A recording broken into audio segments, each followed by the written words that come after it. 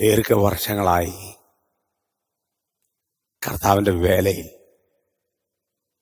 North Indian ഗ്രാമങ്ങളിലും മലബാറിന്റെ മലമടക്കുകളിലും തിരുവിതാംകൂർ, തിരുവനന്തപുരം, അങ്ങനെ തെക്ക് മുതൽ വടക്ക് വരെ, കിഴക്ക് മുതൽ പടിഞ്ഞാറ് വരെ വ്യാപിച്ചു കിടക്കുന്ന നമ്മുടെ മഹാരാജ്യത്ത് സുവിശേഷത്തിന് വേണ്ടി ദീർഘവർഷങ്ങളായി കഷ്ടപ്പെടുന്ന ഒത്തിരി ദൈവദാസന്മാരുണ്ട്. അവർക്ക് വലിയ സൗന്ദര്യങ്ങളൊന്നുമില്ല. കാരണം ഈ വെയിലത്ത് നടന്ന് പൈപ്പിലെ വെള്ളവും കുടിച്ച്, തോട്ടിലെ വെള്ളവും കുടിച്ച്, പുഴയിൽ നിന്ന് വെള്ളം കുടിച്ച ആൾക്കാരെ വരെ എനിക്കറിയാം. സ്തോത്രം. എങ്ങനെയെങ്കിലും ഒരു വ്യക്തിയെ സുവിശേഷം അറിയിച്ച് യേശു ക്രിസ്തുവിനെ പരിചയപ്പെടുത്താൻ അവരുടെ പരിശ്രമം ഭയങ്കര വലുതാണ്. സ്തോത്രം. ജീവിതത്തിന്റെ നല്ലൊരു ആരോഗ്യം മുഴുവനും അവരിതിനു വേണ്ടി ചെലവഴിച്ചു. സ്തോത്രം. എത്രയോ വർഷങ്ങളായി കർത്താവിന് വേണ്ടി ഓടുന്നു, അധ്വാനിക്കുന്നു.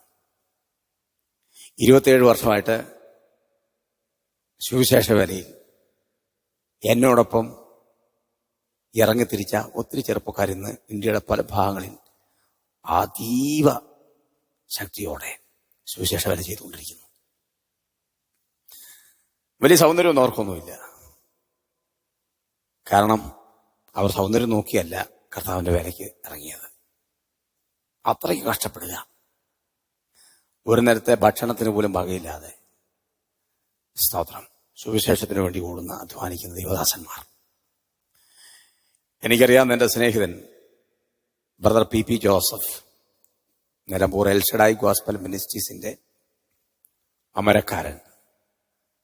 അദ്ദേഹത്തോടൊപ്പം സുവിശേഷ വേലയിൽ സഞ്ചരിച്ചിട്ടുള്ളവർക്കറിയാം, രാവിലെ നോർത്ത് ഇന്ത്യൻ ഗ്രാമങ്ങളിലൊക്കെ ഞങ്ങൾ പോകുമ്പോൾ രാവിലെ ഒരു നേരം ഭക്ഷണം, പിന്നെ രാത്രി 1 മണിക്ക് അടുത്ത ഭക്ഷണം കഴിക്കുന്നത്. സ്തോത്രം. ദീർഘദൂരം നടക്കുന്നു. എത്ര കിലോമീറ്റർ നടക്കുന്ന അറിയത്തില്ല. ഞാൻ ഇന്നും ഓർക്കുന്നു, ബൽസ്വ കോളനിയിൽ കർത്താവദാസൻ പാസ്റ്റർ ഷാജി ദേവദാസൻ ഇന്ന് ഡൽഹിയിൽ കർത്താവിന്റെ വേലയിലായിരിക്കുന്ന കർത്താവദാസൻ ഷാജാൻ, അദ്ദേഹത്തിന്റെ നേതൃത്വത്തിൽ ഞങ്ങൾ ബൽസ്വയിൽ വർക്ക് ചെയ്യാൻ പോയപ്പോൾ പുതിയ നിയമത്തിന്റെ ഒരു കെട്ടിനകത്ത്, എനിക്ക് തോന്നുന്നത് ചെറിയ പുതിയ നിയമമാണ്, പക്ഷെ 50 ആണോ 30 ആണോ, നല്ല വെയിറ്റാണ്. അത് ഒരു ബാഗ് ഈ കൈയുടെ അവിടെ തൂക്കിയിടും, ഒരു ബാഗ് ഈ കൈയുടെ അവിടെ തൂക്കിയിടും, ഒരു ബാഗ് പുറത്ത് കെട്ടി തൂക്കും, ഒരു ബാഗ് തലയിലും വെക്കും. ഇത് വെച്ചാണ് ഞങ്ങൾ ഫീൽഡിലേക്ക് പോകുന്നത്. തിരിച്ച് കൈയും വീശിയാ വരുന്നത്. കാരണം അത്രയ്ക്ക് ആളുകൾ സുവിശേഷം എത്തിച്ച് ഈ ബൈബിളുകൾ എല്ലാവർക്കും വിതരണം ചെയ്ത്, എന്ന് പറഞ്ഞാൽ ചോദിക്കുന്നവർക്ക് മാത്രം, എല്ലാവർക്കും അങ്ങനെ കൊടുക്കാറില്ല. അവർ ഞങ്ങൾക്ക് വിശുദ്ധ ഗ്രന്ഥത്തിന്റെ ഒരു കോപ്പി വേണമെന്ന് പറയുമ്പോൾ ഞങ്ങൾ ഈ പുതിയ നിയമമാണ് അവർക്ക് കൊടുക്കുന്നത്. സ്തോത്രം. പൊരിഞ്ഞ വെയിലത്താണ് ഈ യാത്ര. ഒത്തിരി ദേവദാസന്മാർ. സ്തോത്രം. ഒത്തിരി പേരുടെ പേര് ഞാൻ എടുത്ത് പറയേണ്ടതായിട്ടുണ്ട്. ആരുടെയും പേര് വിട്ടുപോകുമോ എന്ന് ഭയത്തിലാണ് ഞാൻ പറയാതിരിക്കുന്നത്. ഒത്തിരി ദേവദാസന്മാർ. ബ്രദർ പി ജോസഫ് അതിനുവേണ്ടി തൻ്റെ അധ്വാനം മുഴുവനും തൻ്റെ മക്കൾക്ക് വേണ്ടി ഉപയോഗിക്കാൻ വേണമെങ്കിൽ, പക്ഷെ അതും കൂടെ സുവിശേഷ വേലയ്ക്ക് വേണ്ടി അദ്ദേഹം മാറ്റിവെച്ച് കഴിഞ്ഞ 10-12 വർഷങ്ങളായി കർത്താവിന് വേണ്ടി അധ്വാനിച്ചുകൊണ്ടിരിക്കുക. അതിന്റെ പ്രാരംഭ സമയം മുതൽ ഞാൻ അദ്ദേഹത്തിന്റെ കൂടെയുണ്ട്. ഇപ്പോഴല്പം ബിസി ഷെഡ്യൂളിൽ പോകുന്നതുകൊണ്ടാണ് ഞാൻ ഈ 2-3 വർഷമായിട്ട് അദ്ദേഹത്തിന്റെ കൂടെ യാത്ര ചെയ്യാൻ എനിക്ക് പറ്റുന്നില്ല. ഞാൻ ആന്ധ്രാപ്രദേശിന്റെ ഭാഗങ്ങളിൽ ശുശ്രൂഷയ്ക്കായി കടന്നു പോകുന്നതുകൊണ്ട് ഞങ്ങൾക്ക് ഒരുമിച്ച് കഴിവിന്റെ പരമാവധി എനിക്ക് ആഗ്രഹമുണ്ട് അദ്ദേഹത്തിനോടൊപ്പം തുടർന്നും സമയം കിട്ടുമ്പോൾ ഓടിച്ചെല്ലണമെന്ന്. കാരണം ഭക്ഷണം വരെ ഉപേക്ഷിച്ച് ഞങ്ങൾ ചെറുതായിട്ട് ചെയ്യുന്നുള്ളൂ, പക്ഷെ ഞങ്ങളെക്കാളും അധികം ചെയ്യുന്ന എത്ര ദേവദാസന്മാരുണ്ടെന്നറിയോ? എന്തിനു വേണ്ടിയാ? ഈ ലോകത്തിൽ എന്തെങ്കിലും ഒന്ന് സമ്പാദിക്കാൻ വേണ്ടിയല്ല. സ്തോത്രം.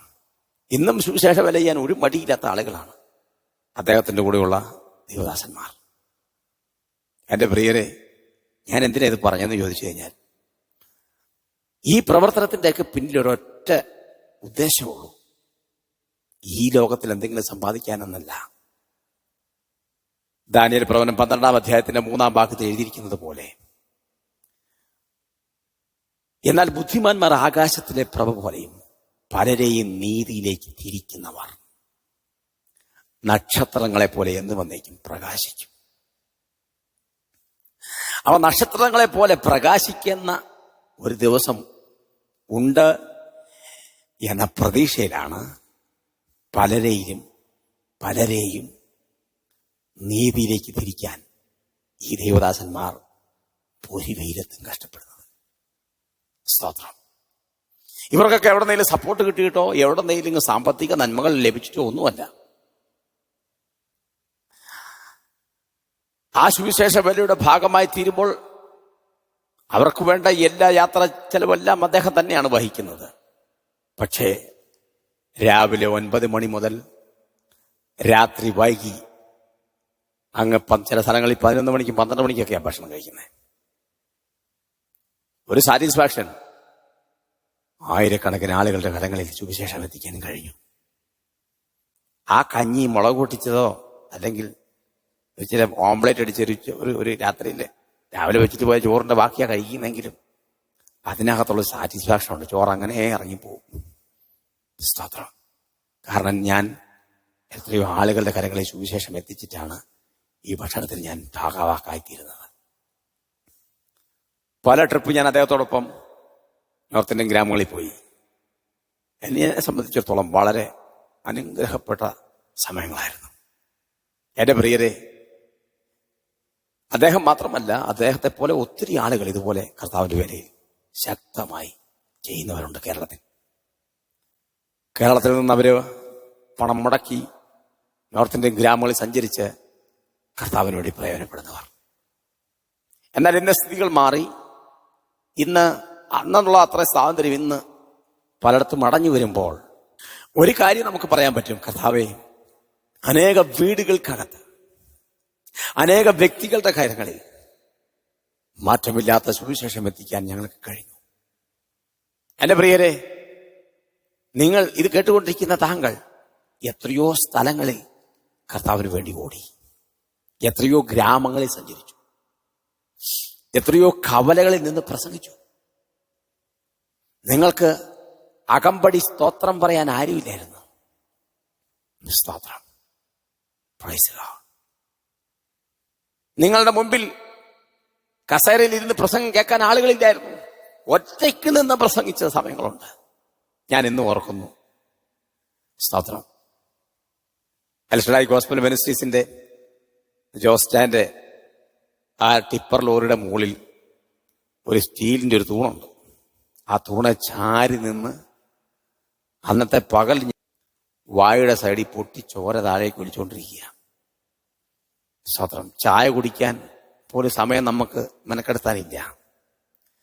ഞാൻ നോക്കുമ്പോൾ ഈ ജോസ്റ്റാൻ തൊട്ടടുത്തൊരു മുസ്ലിം വീട്ടിൽ പോയി. ഒരു മുസ്ലിം ഫാമിലിയാ.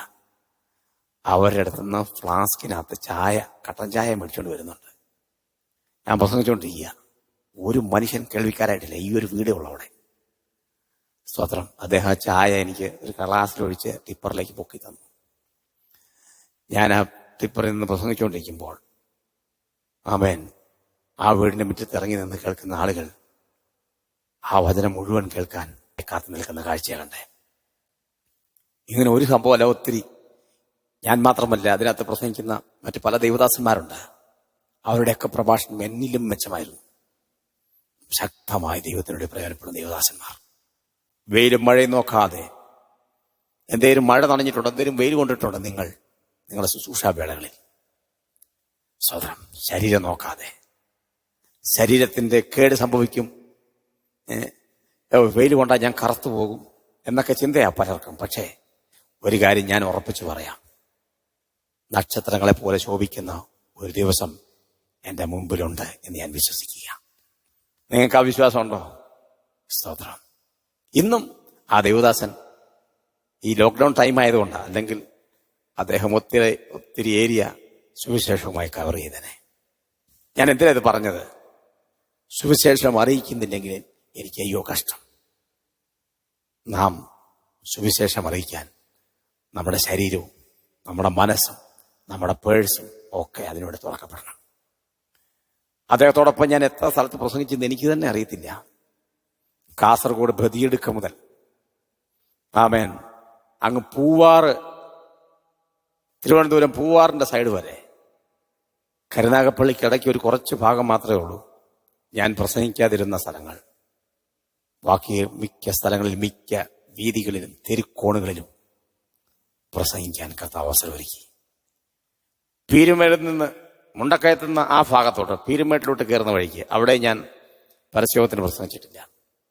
അടിമാലി ഭാഗങ്ങളിൽ ഒത്തിരി ഏരിയകളിൽ സ്തോത്രം കർത്താവിന് വേണ്ടി ഓരോ 3 കിലോമീറ്റർ അകത്തിയായിരുന്ന ഈ ടിപ്പർ ലോറി, അല്ലാണ്ട് ടൗണ് നോക്കി പോവല്ല. ഒരു 3 കിലോമീറ്റർ കഴിയുമ്പോൾ ടിപ്പർ ലോറി അവിടെ നിർത്തും. നല്ല സൗണ്ട് സിസ്റ്റമാണ് ഈ ടിപ്പർ ലോറി സെറ്റ് ചെയ്തിരിക്കുന്നത്. പെർമിഷൻ എടുത്ത് വളരെ അനുഗ്രഹിക്കപ്പെട്ട രീതിയിൽ നടക്കുന്ന ഒരു പ്രവർത്തനം. ഒരു ദിവസം ഏറ്റവും കുറഞ്ഞത് 25 സ്ഥലത്തെങ്കിലും സന്ദേശം കൊടുക്കാറുണ്ട്. അങ്ങനെ കൂട്ടിയാൽ തന്നെ എത്രയോ സ്ഥലങ്ങളിൽ പ്രസംഗിച്ചിരിക്കുന്നു. പ്രിയരെ, ഒരു കാര്യം എനിക്ക് ഉറപ്പാ, എനിക്ക് നക്ഷത്രം പോലെ തിളങ്ങാൻ പറ്റും. ഭൂമിയിലല്ല, കർത്താവിന്റെ സന്നിധിയിൽ. അങ്ങനെ ഒരു തിളക്കം. ഞാൻ നക്ഷത്രങ്ങളെ പോലെ തിളങ്ങുന്നെങ്കിൽ നിങ്ങൾ സൂര്യന്മാരെ പോലെ തിളങ്ങും. എന്നിലധികമായി നിങ്ങൾ ചെയ്യുന്നുണ്ട്. Praise the Lord. നിങ്ങളെ സമൃദ്ധിയായിട്ട് അനുഗ്രഹിക്കട്ടെ. നമുക്ക് ഒരുമിച്ച് പ്രാർത്ഥിക്കാം. നല്ല ദൈവമേ, സ്വർഗ്ഗസ്ഥ പിതാവേ, ഈ രാവിലെ സമയം ഈ വാത്സല്യ ദൈവദാസന് വേണ്ടി ഞാൻ പ്രാർത്ഥിക്കുന്നു. കർത്താവേ, അദ്ദേഹത്തിന്റെ പ്രവർത്തനം ശക്തിയോടെ മുൻപോട്ട് പോയിക്കൊണ്ടിരിക്കുന്നു. ദൈവം അദ്ദേഹത്തെ ഉപയോഗിക്കണമേ. ഞങ്ങളൊന്നുമല്ല കർത്താവേ, നീ ഞങ്ങളെ ഉപയോഗിച്ചാൽ മാത്രമേ ഉള്ളൂ. നിന്റെ ശക്തി ഞങ്ങളുള്ളിൽ പാർന്നാൽ മാത്രമേ ഉള്ളൂ കർത്താവേ. ഈ സമയം ഞങ്ങൾ കർത്താവെ ടീമായി പ്രവർത്തിക്കുന്ന എല്ലാ ടീം പ്രവർത്തകർക്കായി പ്രാർത്ഥിക്കുന്നു. വിവിധയിടങ്ങളിൽ വിവിധ നേതൃത്വ നിരയിൽ നിന്നുകൊണ്ട് അതിനുവേണ്ടി പണം മുടക്കുന്നവർ, അതിനുവേണ്ടി സമയം ചെലവഴിക്കുന്നവർ, ദൈവദാസന്മാർ എല്ലാവരെയും ഞാൻ അനുഗ്രഹിച്ച് പ്രാർത്ഥിക്കുന്നു. ഇനിയും അവരുടെ വേല വിശാലമാകട്ടെ കർത്താവെ. കർത്താവരെ ഉപയോഗിക്കണമേ. ദൈവം അത്ഭുതം ചെയ്യണമേ. കൃപയാൽ നിറയ്ക്കണമേ. കർത്താവ് അവരോട് കൂടി ഇന്ന് പ്രവർത്തിച്ചു എന്ന് ഞങ്ങൾ തിരുവനന്തപുരത്തിൽ വായിക്കുന്നു. ദേശത്ത് ദൈവനെ പരക്കുവാൻ അത് കാരണമായി തീരട്ടെ. പ്രാർത്ഥന ഞാൻ കേട്ട നന്ദി യേശു ക്രിസ്തുവിന്റെ വലിയ നാമത്തിൽ തന്നെ. ആമേൻ, ആമേൻ. പ്രിയരെ, ഈ സുവിശേഷ രണാങ്കണത്തിൽ നമുക്ക് ശക്തിയോടെ മുൻപോട്ട് പോകാം. നാം സന്തോഷിക്കുന്നത് ഒന്ന് അതിവേഗം സംഭവിക്കും. അത് യേശു ക്രിസ്തുവിന്റെ മടങ്ങി വരവാ. അതിനുവേണ്ടി ഉണരാം, ഉയരാം. ദൈവം നമ്മെ സമൃദ്ധിയായിട്ട് അനുഗ്രഹിക്കട്ടെ.